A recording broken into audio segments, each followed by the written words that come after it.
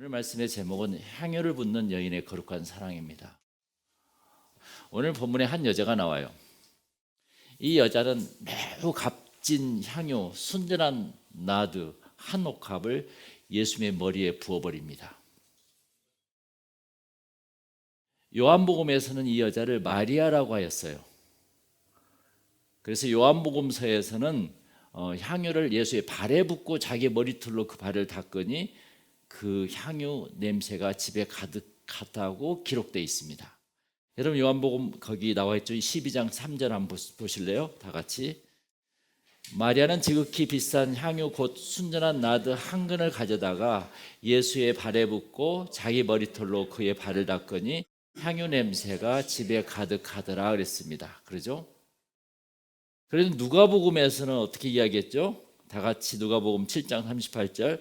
예수의 뒤로 그 발 곁에 서서 울며 눈물로 그 발을 적시고 자기 머리털로 닦고 그 발에 입 맞추고 향유를 부으니 그랬습니다. 각각 복음서마다 그 사건을 다르게 표현해놨습니다. 그러죠? 그래서 누가복음에서는 울며 눈물로 발을 씻으면서 입을 맞추고 그 다음에 향유를 부었다고 이렇게 나와 있습니다. 여기에서는 눈물은 십자가의 죽음을 연상했던 것 같아요. 이 모든 것을 다 세 복음서를 정리해 보면은 오늘 본문 마가복음에서는 향유를 어디에 부었다고요? 머리에 부었어요. 요한복음서와 누가복음서는 향유를 어디에 부었죠? 예수의 발에 부었단 말이에요. 그리고 머리털로 닦아내었다는 겁니다.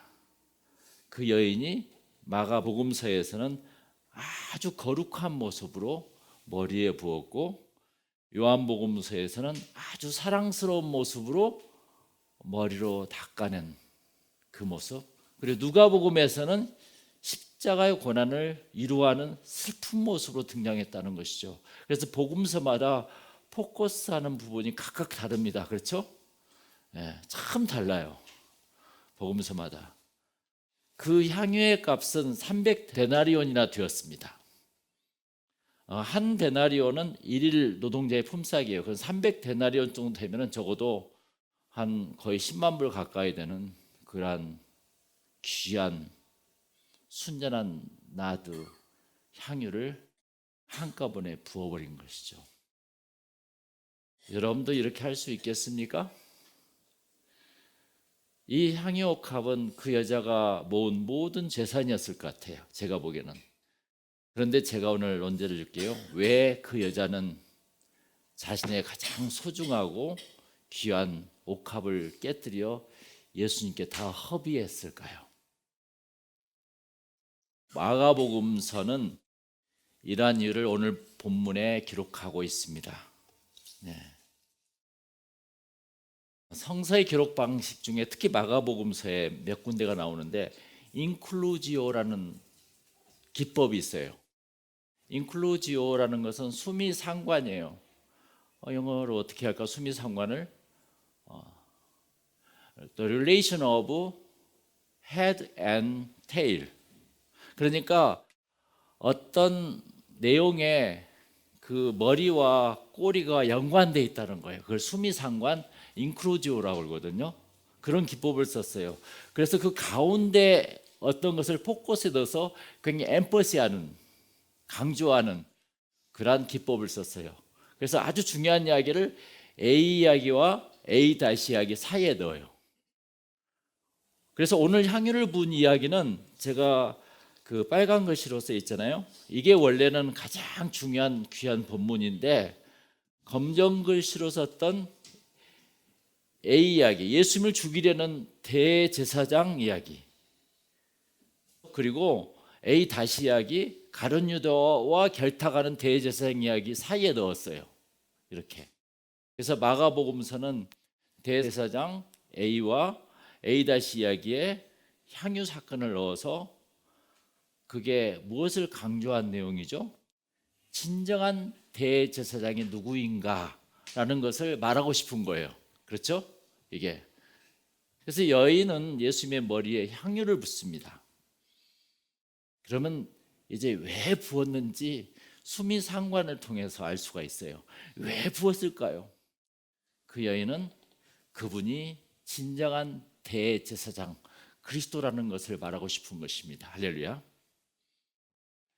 머리에 기름을 부음을 받은 분은 구약에서는 바로 메시아라고 그래요. 신약에서는 그리스도라고 그럽니다. 그리고 예수의 머리에 부은 향유는 순전한 나드인데 십자가에 달린 예수님이 진정한 제물이자 대제사장임을 표현한 것입니다. 그것을 표현하고 있는 거예요. 그게. 그래서 마가복음서는 이 기름 부음의 이야기를 예수님을 죽이려는 대제사장과 배신하는 가룟 유다 이야기 속에 넣어서 진정한 대제사장은 자신을 희생제물로 드리는 예수님이시라는 것을 강조하고 있는 것입니다. 할렐루야. 여러분 이해하셨어요? 네.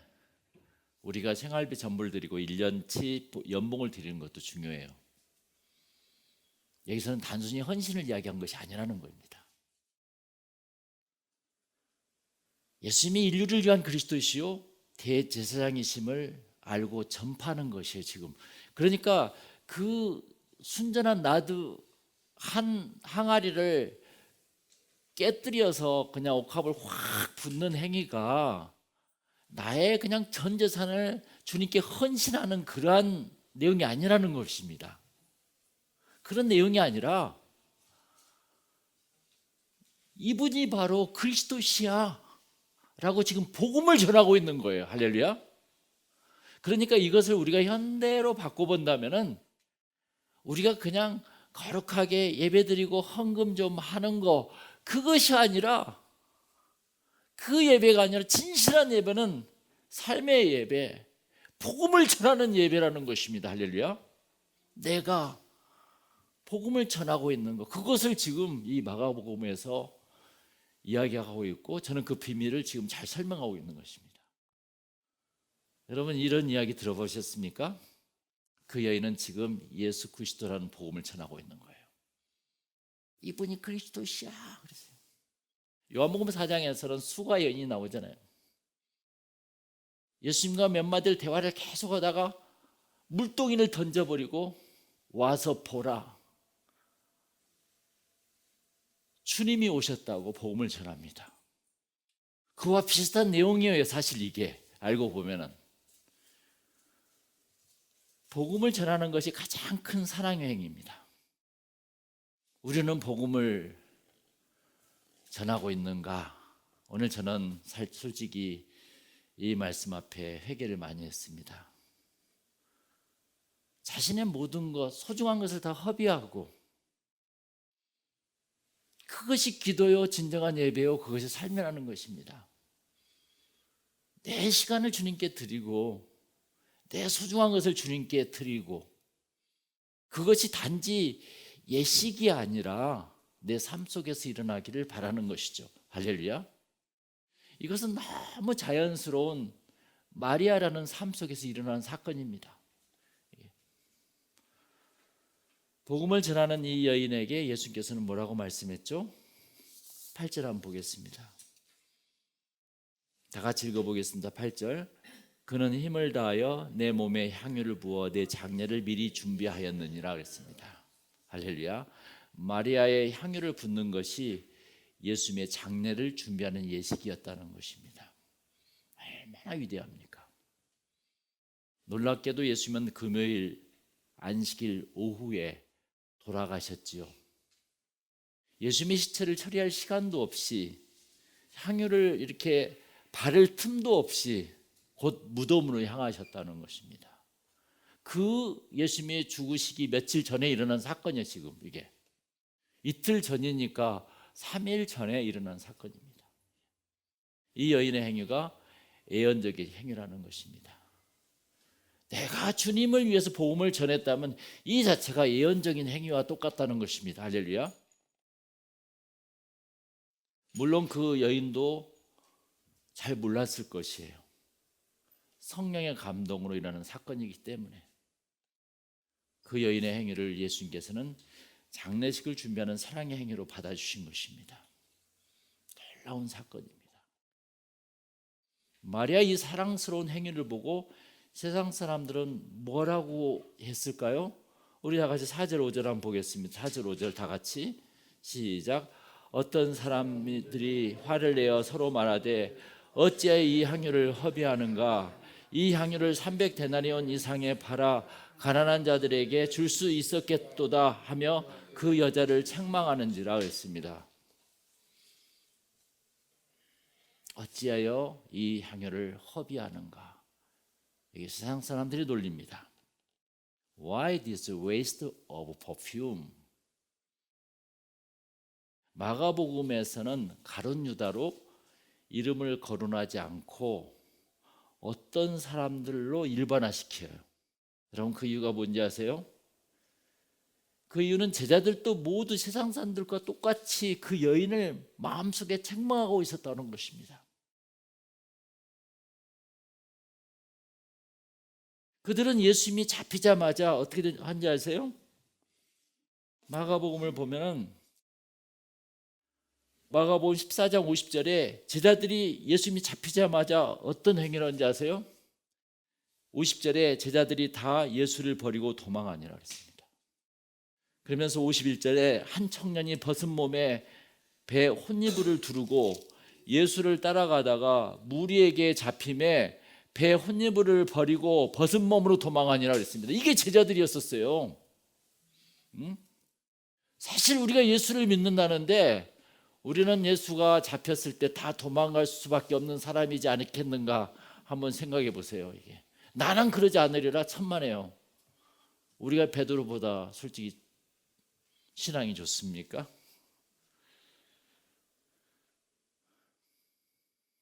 이러한 베드로 공동체를 마가는 벗은 몸으로 도망쳤다라고 고발합니다. 그래서 마가복음서는 예수님의 십자가상에서 죽기까지 따르는 여인들의 신실한 마가 공동체를 이야기합니다. 마가복음 15장의 40절에 이런 말씀이 나와요. 예수님께서 이제 십자가에 못 박혔는데 제자들은 다 도망가고 요한만 남아 있었죠 거기에. 그리고 누가 있었는가 하니 15장 40절에 멀리서 바라보는 여자들도 있었는데 그 중에 막달라 마리아와 또 작은 야고보와 요새의 어머니 마리아와 또 살로메가 있었으니 이들은 예수께서 갈릴리에 계실 때에 따르며 섬기던 자들이요 또 이외에 예수와 함께 예루살렘에 올라온 여자들도 많이 있더라 그랬습니다. 그러니까 예수를 따르는 여자들은 저 멀리서라도 울면서 주님을 외치면서 바라보면서 안타까워하는데 제자들은 알몸으로 다 도망갔다고 마가복음 표현해요. 우리는 어떤 부류에 속하는가를 잘 생각해 봐야 합니다. 도망칠 것인지 그 예수를 따른 여인처럼 마리아처럼 자기 옥합을 다 부어버리는 사람, 예수님 앞에서 십자가 앞에서 울면서 주님을 눈물을 흘리는 사람. 세상 사람들이 보기에는 향유 옥합처럼 주례배가 낭비처럼 보일 겁니다. 내가 오늘 주례배를 왜 가? 그래도 가야지 뭐. 그러나 믿는 우리들에게는 당신이 바로 그리스도시오라고 하는 최고의 사랑의 순간이라는 거예요. 우리 다 같이 따라서 하겠습니다. 예수님이 그리스도이십니다. 이렇게 말하는 것입니다. 내가 그분을 잘 모르든 잘 알든 간에 내가 주님을 믿고 순종하고 기뻐하면 주님께서 우리에게 하나님의 큰 은혜를 주신다는 것을 믿어야 합니다. 할렐루야. 이 세상은 모든 것을 효율과 수학으로 계산하고 평가하려고 합니다. 그래서 그들은 정의와 자선이라는 거룩한 명분을 가지고 마리아의 본심을 왜곡하고 돈을 허비한다고 비난했습니다. 그러나 사랑은 낭비처럼 비효율처럼 보이기는 쉽습니다. 사랑은 따지지 않고 뭐라고요? 계산하지 않고 자신을 주어버린 것이기 때문에 할렐루야. 그게 사랑이에요. 이런 마리아의 행동에 대해서 예수님은 어떻게 반응했는가가 참 중요합니다. 보세요. 우리 8절 9절 다시 한번 읽어보겠습니다. 시작. 그는 힘을 다하여 내 몸에 향유를 부어 내 장례를 미리 준비하셨느니라. 내가 진실로 내게 이르노니 온 천하에 어디서든지 복음이 전파되는 곳에는 이 여자가 행한 일도 말하여 그를 기억하리라 그랬습니다. 복음이 전파되는 곳에는 이 여자가 행한 일도 말하여 그를 기억하리라 그랬습니다. 이 말씀 뭐예요? 우리들도 그렇게 하라는 것이에요. 오늘 마리아의 행위는 단순한 헌신에 관한 이야기가 아니었어요. 그런데 문제가 뭐인 거니? 왜 헌신적으로만 자꾸 이렇게 해석되는 거 아니? 이것 때문에, 이 유다 때문에. 유다 그 단지 4절 5절에 가룟 유다가 화를 내며 말하는 것이 크게 우리는 들렸어. 갑자기. 그러니까 가룟 유다는 예수님을 팔아먹은 사람이었고, 요한복음 12장 7절에서는 이는 가난한 자들이요, 또 뭐라고 했죠? 그는 도둑이라. 돈꾀를 맞고 거기 넣는 것을 훔쳐간다고 표현했습니다.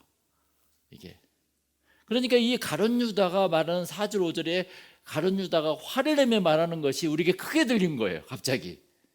그래서 가룟 유다는 예수님을 팔아먹은 사람이라고 나오잖아요. 그리고 우리가 성경을 읽고 그 뜻을 이해하는데 엄청난 혼돈까지 줘요. 지금 하여튼 가룟 유다는 참으로 사악해요. 그 예수를 팔아먹었을 뿐더러 오늘 성경 해석에도 참 영향을 주고 있는 것입니다.